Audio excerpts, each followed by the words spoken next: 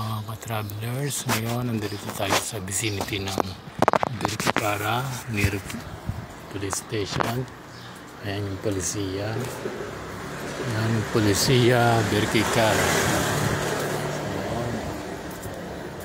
Ayan the police station, the Malta Police Force, and its presence in Birkikara date back to 1814.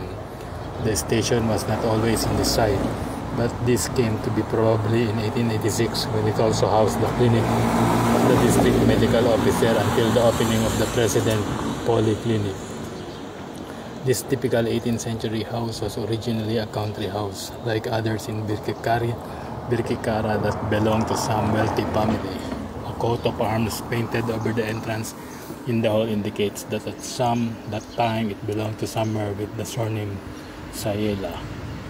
The statue of St. Paul at the side of the facades, which may not have been there from the beginning, may indicate also that belonged to someone from Valletta. The architectural background in the courtyard was decorated with colored pebble shelled glass and lava in a style typical of the 18th century, which the balcony was a lowered one. The red postal pillar box and telephone booth nearby from the time of the British rule. Ayan yung telephone nearby.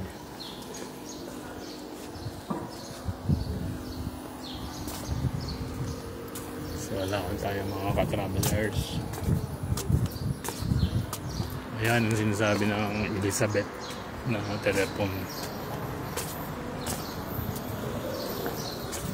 Lakad-lakad na tayo mga ka-travelers hanggang marating natin yung bus stop.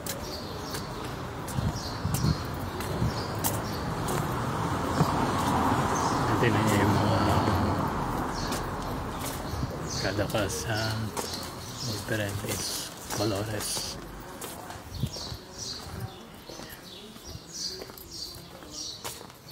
Yan mga ka-travelers.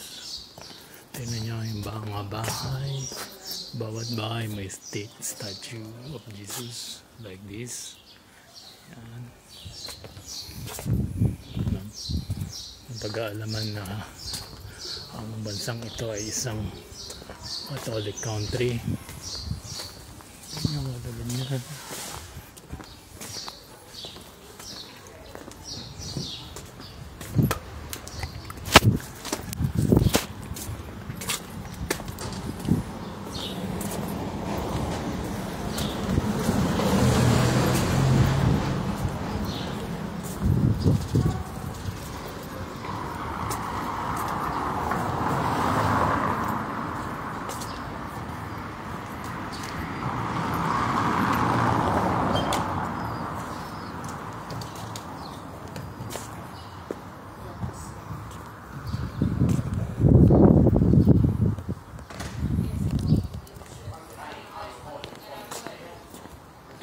It's a pedestrian zone only, so itong ano to ay sa mga pedestrian lang, mga travelers. So lakad pa tayo.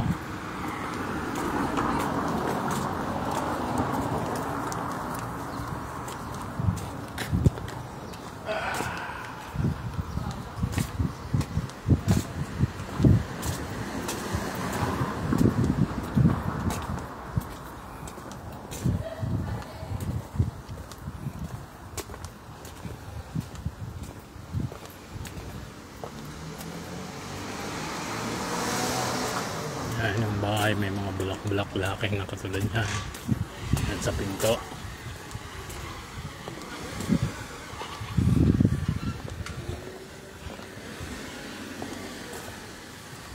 Mga street na to katulad yan. Pedestrian lang. Bawal dumaan mga sasakyan dahil maliliit.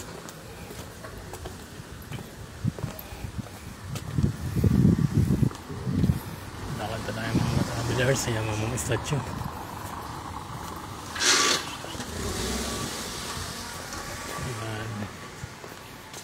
Ayan.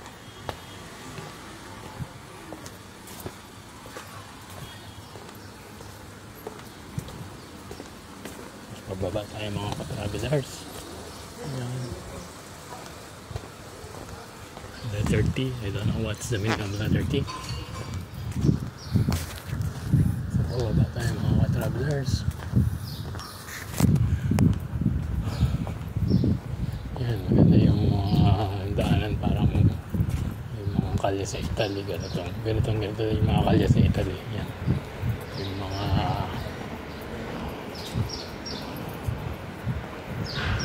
nakita niyo yung flag ng Vatican City. Yun, para dito sa kapilyang ito.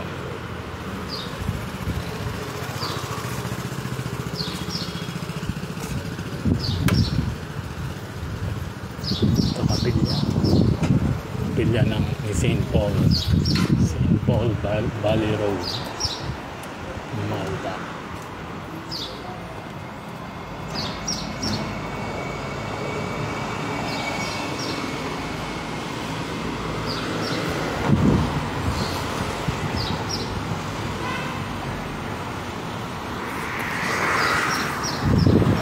Okay, thank you for watching. See you next video. Please support my channel, Travel Time, at Europa Latin America, Asia, and Africa. God bless. Masakay na tayo ng bus dun sa kabila. Yun yung bus station. Bye bye.